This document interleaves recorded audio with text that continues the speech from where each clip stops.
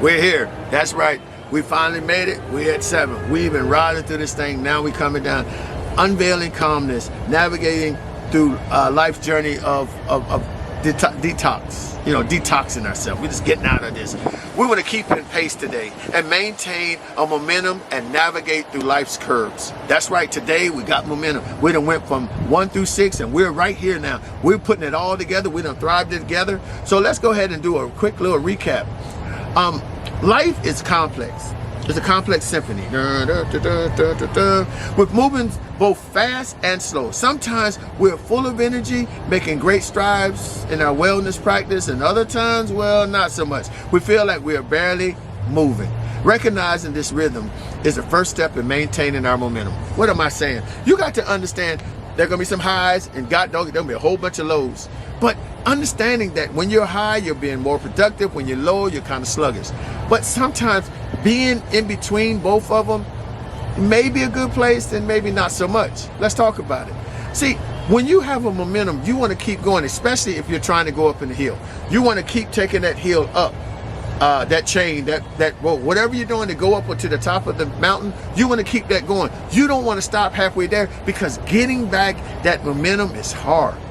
But if you at the bottom and seeing where you are, that might be a good place too, because now you'll be able to evaluate what all is needed in order for you to get up the ladder, get to the top.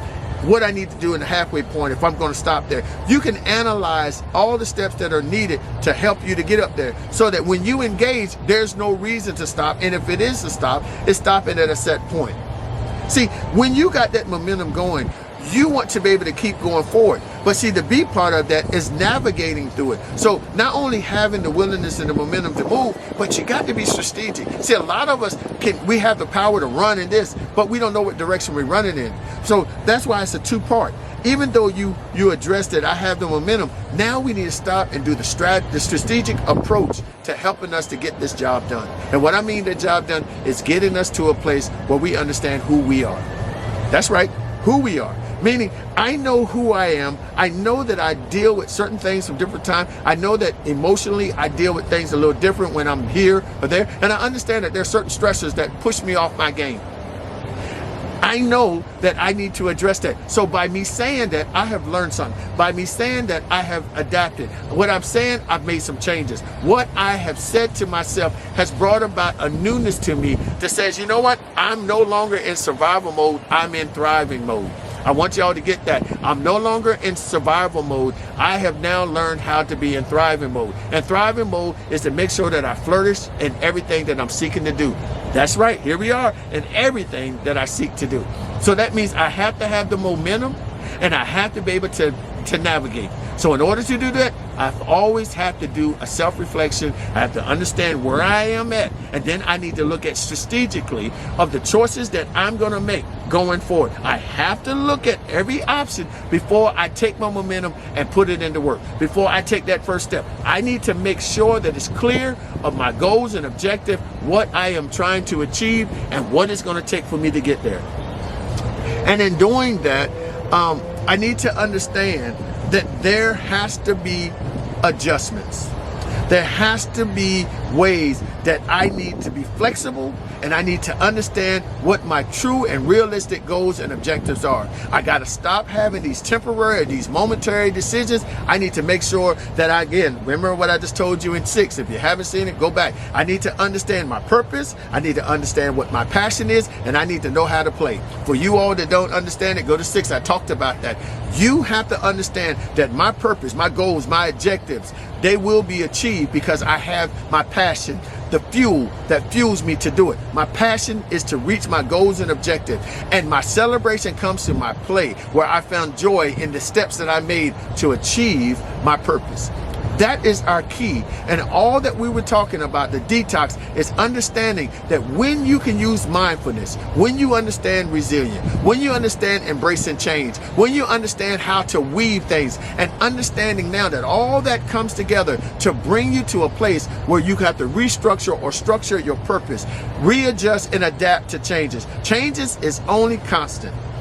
When unexpected events cause a ripple in your routine, we must learn how to ride the wave. Today, we're talking about adaptability and how we embrace these changes in our life. We have to understand that everything that we do may be subject to change in the blink of an eye, and we can't get that comfortable not to make these changes. We have to be able to look at how we can personally shape our own personal stories, and how we're going to have to take the time to hit the snags in our own journey and how we navigate through it. It's about balance. It's about being thrown off your course and to reveal the calibration that helps us return strong. Understanding that we're going to have to recalibrate in order for us to keep this momentum, how to keep being strong. We can't keep saying it's a one fix, one all, one way or no way. No, we have to be flexible because we understand that our body sometimes is not fully all energized. Sometimes we have some slow moments. We're not always like the rabbit and we ain't always like the hare. Sometimes it's good being the hare or the rabbit, and sometimes it's good being the turtle. Yeah, I know I just messed it up. Y'all got it. The hare, the rabbit being the fast one, and the turtle representing the slow. And I want you to understand that as long as you have a pace, sometimes your momentum is going to have all this burst of energy, and some of it is a slow and steady course.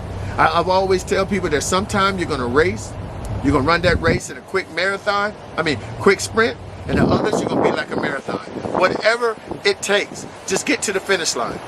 And just knowing that you find joy in this. What good is it to get at the end of the race and you're mad because there's so many things that you could have picked up because you ran so fast, you didn't pick up what you could have learned.